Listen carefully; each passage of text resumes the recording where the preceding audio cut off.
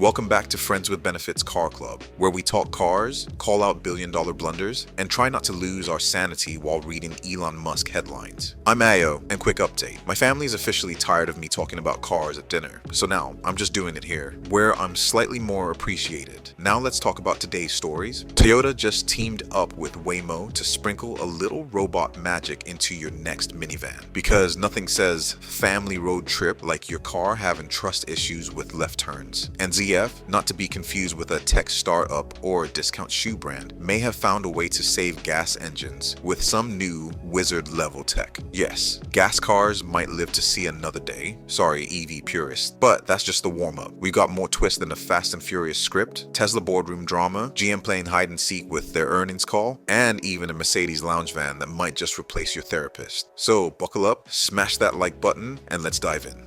So, remember when Toyota was like, we're not really into self-driving tech, we'll let others do their thing? Yeah, scratch that. They've now teamed up with Waymo, Google's smarter, better behaved cousin, who's been quietly building an army of Robotaxis while the rest of us were watching Elon tweet. But here's the twist. Instead of just making fully autonomous fleet cars for cities, Waymo and Toyota are now looking at embedding this tech into personal vehicles. Translation: one day, your mom's next Highlander might drive itself to Costco while judging your music taste. This is a big shift because Toyota has long been cautious with full autonomy. They've been more like, let's just keep giving people better lane assist while secretly sweating over Tesla and Cruise going full Skynet. But now they're inviting Waymo's software to their party, starting with the Sienna of all things. That's right, the family minivan might be the future of robotaxis. If you thought being dropped off by your parents was embarrassing, wait until your car does it and tells your crush to buckle up. This could mean a world where autonomous tech isn't just reserved for fleets in Arizona, but maybe for your actual garage. Hopefully, it comes with a sarcasm setting so it matches the Friends with Benefits energy. Just when we thought internal combustion engines were headed for the museum next to the floppy disk and fax machine, ZF, Germany's gear wizard, decides to throw a wrench in that plan. A very clever, high-efficiency wrench. They have developed a plug-in hybrid electric vehicle, PHEV, system that might just change the game. And no, not in that PR buzzword way. This setup is so efficient, it could let you drive up to 100 kilometers, about 62 miles, on electric power before the gas engine even wakes up from its nap. But wait, it gets juicier. This thing is light, compact, and doesn't compromise on performance. ZF is pitching it as the best of both worlds. Clean electric driving when you want it, old school engine growls when you don't. In other words, this could be the hybrid that finally makes both tree huggers and piston heads shut up and get along, or at least argue quietly. Now, this doesn't mean EVs are doomed, but it does mean that companies can buy a little more time milking the gas cow while still meeting regulations. If you love the smell of gasoline in the morning, but hate explaining it to your eco-conscious date, this might be your middle ground. So someone lit a fire in the Tesla rumor mill, and the internet exploded with headlines like, is Elon getting canned? But relax, fanboys and haters alike. The board stepped in and basically said, absolutely not. Please stop asking. A recent report claimed that Tesla's board had discussed ways to limit Elon Musk's control or even remove him. Naturally, Tesla's board responded with a resounding eye roll and said, that's not only false, it's dumb. Okay, they didn't say dumb out loud, but you could hear it in their corporate tone. Let's be real. Elon is Tesla. He's also SpaceX, X, and probably 3 other companies he hasn't tweeted about yet. Kicking him out would be like firing the DJ at your own party. Risky, dramatic, and possibly disastrous. But it does raise questions about how much one guy should be allowed to steer $1 trillion company like a Reddit meme stock. So, for now, Elon stays. The stock wobbles, the fans cheer, and the board continues playing PR defense like they're on a soccer field. Until next time, when Elon tweets something spicy and we all go through this again.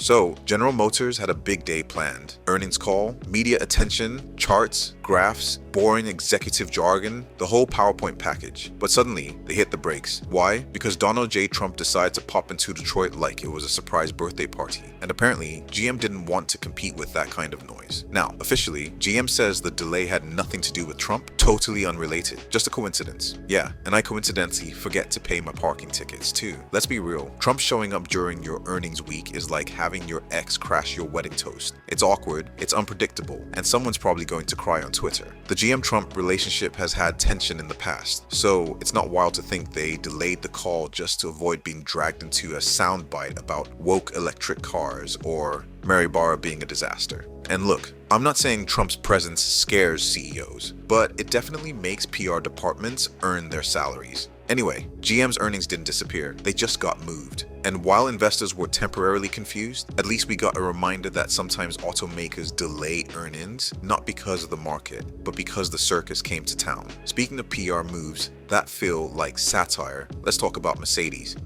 Mercedes just dropped the Vision V lounge van, and I'm convinced this isn't a concept. It's a prank. Like someone dared, a designer, make a minivan so luxurious that it offends poor people. And they did it. This van is less mom car and more rolling first-class airport lounge. There's ambient lighting, reclining seats, a built-in cooler, and probably a meditation playlist, personally curated by someone named Wolfgang. The seats stretch out like a spa chair, the mood lighting makes your living room look like a cave, and the entire thing screams, "I charge this to the company card." Mercedes says it's for executive level comfort. Translation, it's for the type of person who needs to decompress after firing people over Zoom. Because why suffer through traffic when you can be in a rolling day spa with 5G connectivity? And yes, it's fully electric. Of course it is. Because if this was gas powered, it would literally melt the ozone from all the extra smog. Still, if this van is the future of work travel, sign me up. Or better yet, let me borrow one for my next IKEA trip so I can put particle board in the same place designed for caviar and foot massages. And just when I thought car luxury had peaked, here comes a Texas-sized plot twist.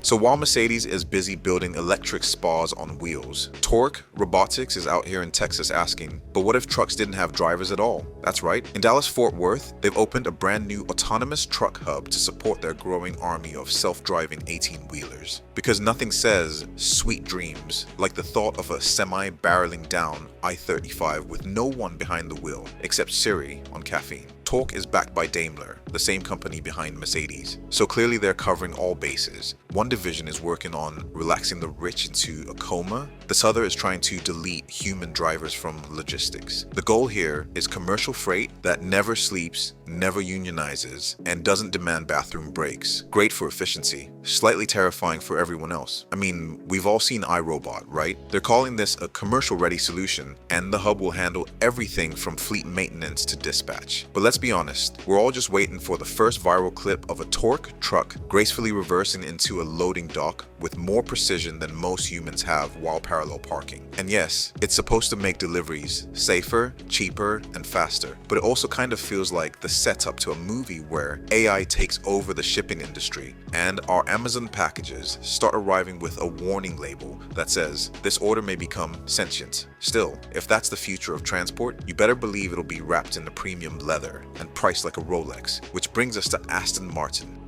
In what can only be described as the most British way to flex on America, Aston Martin has decided to ship fewer cars to the US while simultaneously raising prices, not because they have to, but because exclusivity. They're going full luxury fashion brand here. Think, you can't afford this, and even if you could, we might not sell it to you. It's given Gucci showroom, but make it horsepower. According to Aston, this is all part of a strategy to elevate brand prestige. Translation, if you were barely affording one with your bonus check, sorry pal, it just got bumped out of your league. Meanwhile, people who already own one are thrilled. Fewer cars equals higher resale value equals more time to brag at country clubs. Now, I love Aston Martin. Gorgeous cars, proper exhaust notes, that Bond level swagger, but at some point, pricing yourself out of relevance in your largest market seems bold. Risky bold, like James Bond ordering a kale smoothie. Of course, this strategy only works if people still care about the badge. And with more EVs, super SUVs, and startup brands entering the chat, Aston has to make itself the Birkin bag of performance cars. Let's see how long the flex lasts before someone reminds them that even billionaires like discounts.